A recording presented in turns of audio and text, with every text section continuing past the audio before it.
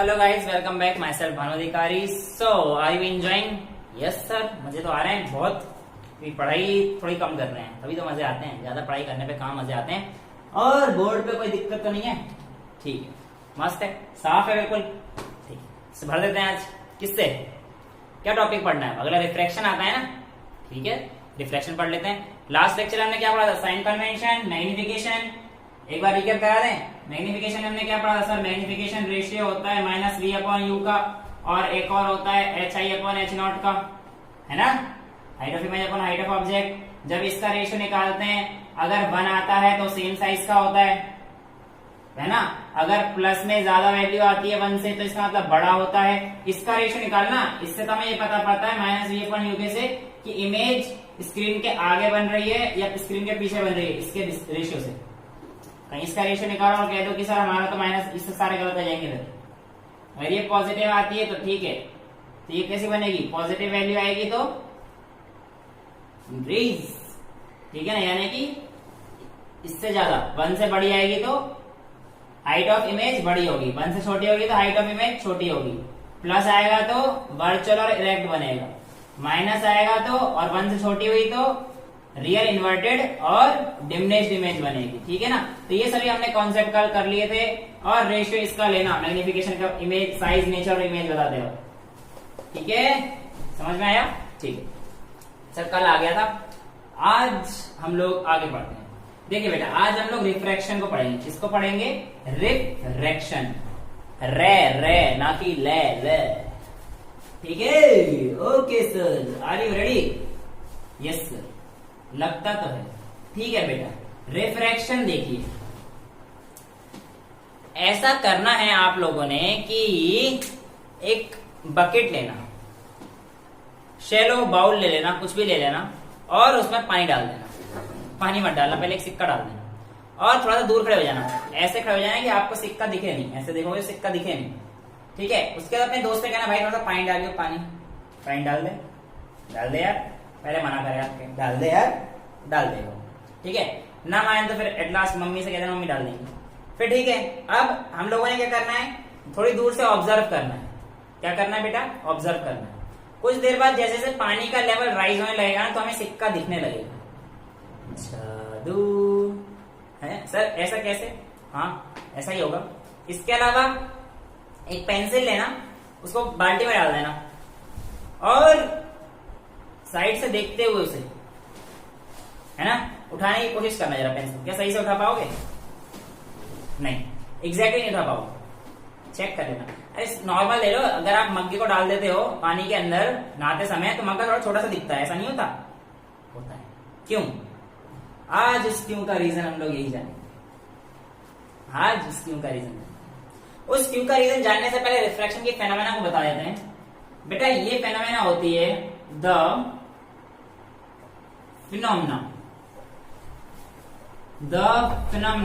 of bending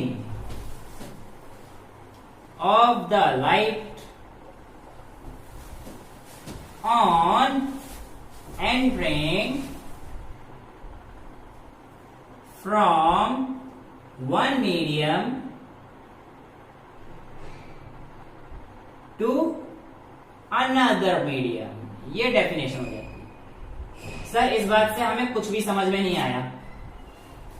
कोई बात नहीं, ऐसा समझ लो कि लाइट की डायरेक्शन में चेंज आ जाना। सपोज कीजिए एयर है और ये मान लीजिए ग्लास है। अब जब बेटा ऐसे जा रही थी ना लाइट, ऐसे जब जा रही थी, तो ग्लास में ऐसे नहीं जाएगी, ना ना ना ना ना, ये ग्लास में जब जाएगी तो ये कुछ ऐसे होके जाएगी, ये ना होते हुए ये जाएगी, और फिर जब ग्लास से बाहर आएगी तो सर फिर ऐसे आएगी, ना ना ना ना ना ना ना। जब ग्लास से बाहर आएगी, ये भी सिखाऊंगा भी, क्या है बता रहा हूं तो बस, तो ये कुछ ऐसे आएगी, तो ऐसे गई और ऐसे निकली, ये आएगी, ये नहीं निकली। इसी फेनोमेना को जब वो किसी दूसरे मीडियम में जाने पर बेंड हो जाती है, उसे हम लोग रिफ्रैक्शन कहते हैं। सर बड़ा गंदा सा लग रहा है, टेंशन नहीं लेने का, आराम समझ आ जाएगा, बहुत मस्त। देखो बेटा, पहले समझो मीडियम क्या होता है। क्या समझेंगे? मीडियम क्या होता है? मीडियम आप ऐसा समझ लो कि वो चीज जहां पे कोई भी चीज ट्रेवल कर रही है वो एक मीडियम की वजह से कर रही है। वैक्यूम कोई भी मीडियम नहीं होता है, वैक्यूम में कुछ भी नहीं होता है। एयर में थोड़े बहुत कुछ कुछ पार्टिकल्स होते हैं, वाटर एक मीडियम है, ग्लास एक मीडियम है, ऑयल एक मीडियम है। तो ये सारे जितने भी डिफरेंट डिफरेंट सोर्स मैंने बताया वो आपके मीडियम है। इन सभी में लाइट की स्पीड बेटा अलग अलग होती है। क्या होती है? अलग अलग होती है। और लाइट अलग अलग तरीके से ट्रेवल करती है। yes. और अलग अलग ट्रेवल करते हुए हम लोगों को एक फेनोमेना देती है जिसको हम लोग रिफ्रैक्शन कहते हैं। ठीक है, तो जब भी कोई लाइट डेंसर और रेयर इन दोनों मीडियम में जाएगी, यानी कि अगर रेयरर से रेयरर में जा रही है तो कोई दिक्कत नहीं आएगी उसे, लेकिन रेयरर से डेंसर में चली गई और डेंसर से रेयर में चली गई तो दिक्कत आएगी, यानी कि इससे यहां गई या इससे यहां गई, दोनों ही केस में दिक्कत है भैया। कैसे? देखो अभी बस जो चीज बोल रहे हैं सुनते जाइए बेटा। जब भी कोई ऑब्जेक्ट रेयरर से डेंसर मीडियम में जाएगा, रेयरर से डेंसर मीडियम में जाएगा, तो याद रखना it will bend towards the normal, normal की तरफ जाएगा।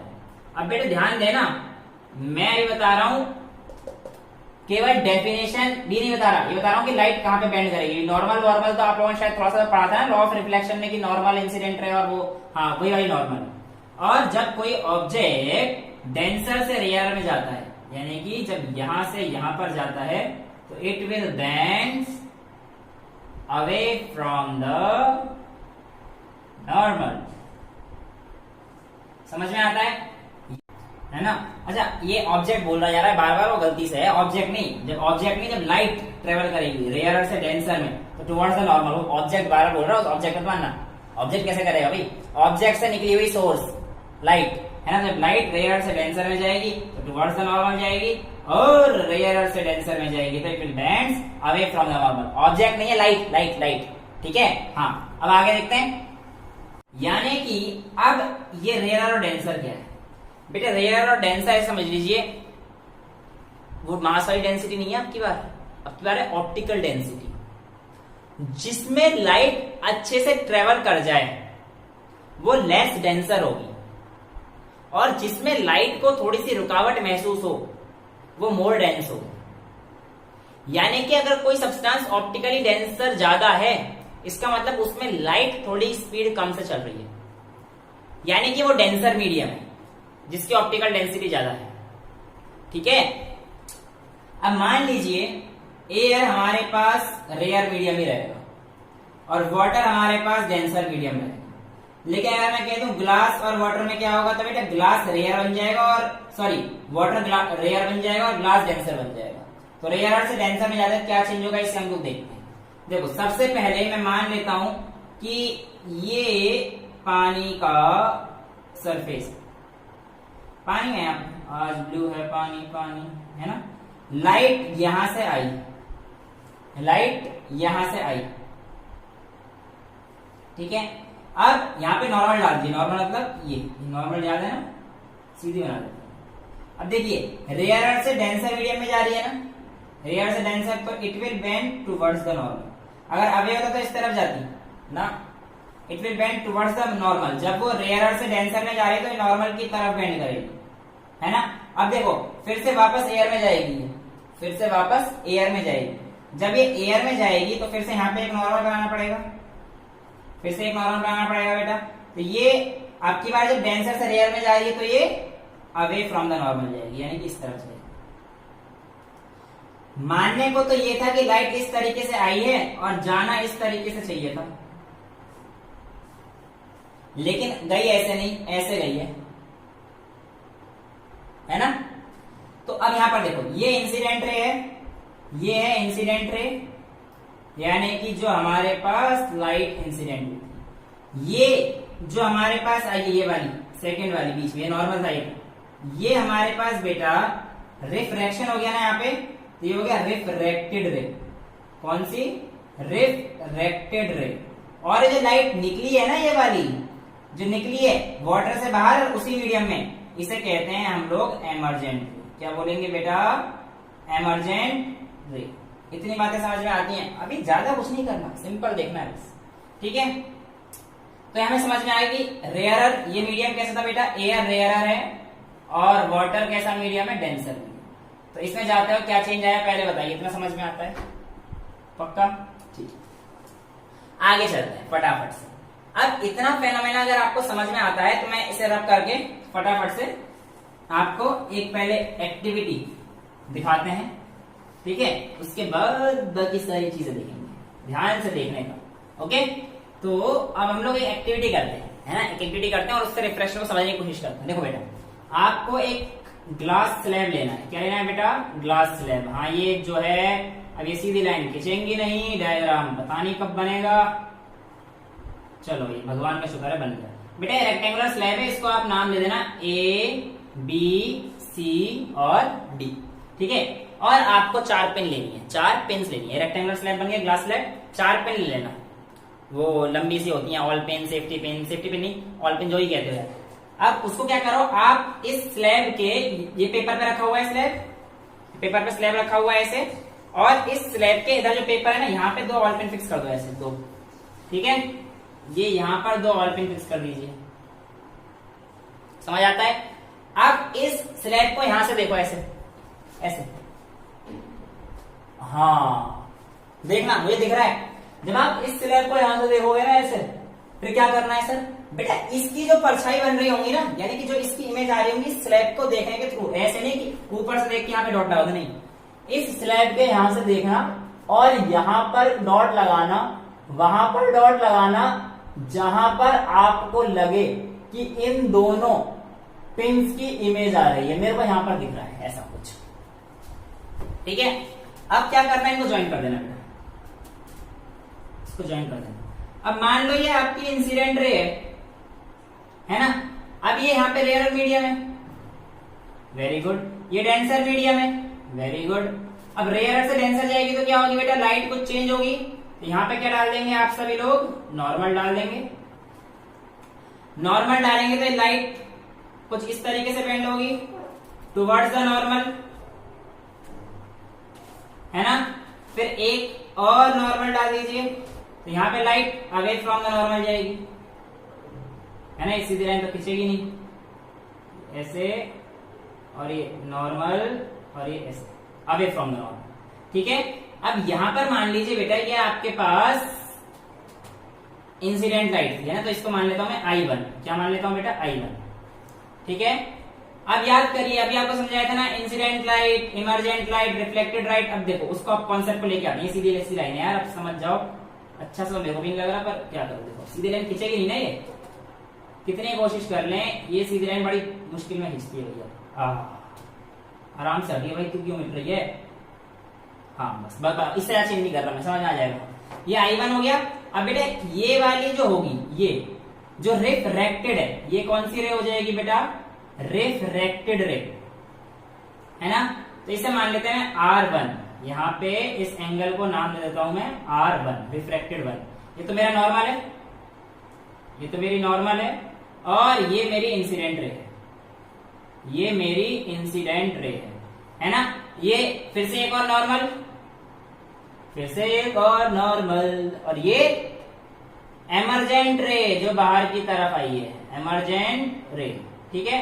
अब ध्यान से सुनना, ये जो रिफ्रैक्टेड रे है, इस वाली रे के लिए इंसिडेंट रे हो गई ना, जैसे ये वाली इंसिडेंट रे थी इसके लिए, इस वाली रे के लिए तो इंसिडेंट थी, सिमिलरली इस वाली रे के लिए इंसिडेंट बन जाएगी।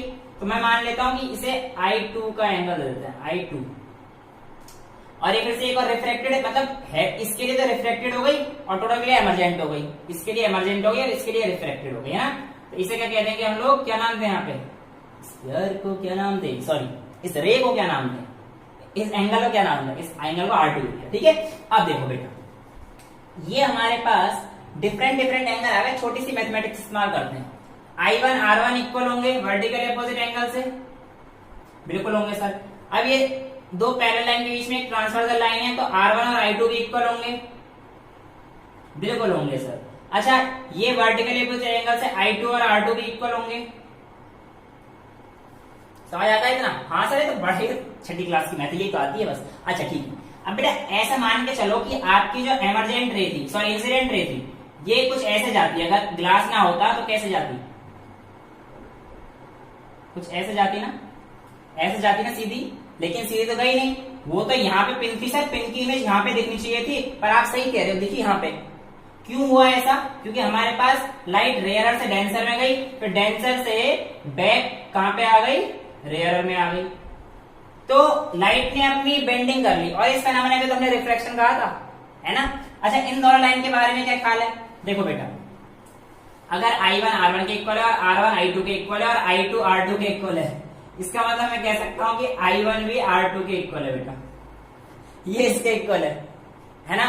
और अगर ऐसा है, यद्यपि ऐसा है, तो लाइन को नाम दे दो भाई, कुछ भी दे दो, ये मान लो A डैश, इस पॉइंट को मान लो O डैश, इस पॉइंट को मान लो C डैश, और इस पॉइंट को मान लेते हैं यहाँ पे कुछ भी मैं D डैश दे देता हूं, और इस पॉइंट को मान लेते हैं आप E डैश मान लो, ये तो दिया ही नहीं है, और इस पॉइंट को मान लो F डैश, कुछ भी मान लो यार। अब देखो, जो आपकी AO line, A dash O dash line थी, वो जानी चाहिए थी ऐसे EF डैश पर, लेकिन गई नहीं, गई कैसे वो C डैश D डैश पर, है ना। लेकिन इस बात से हमें ये तो पता पड़ रहा है कि जब I2 और ये R2 इक्वल है, अगर ये दोनों लाइन, इस लाइन में बनने वाले एंगल इक्वल है, इसका मतलब C डैश D डैश और E और F डैश, यानी कि C डैश D डैश और E F dash, they are parallel.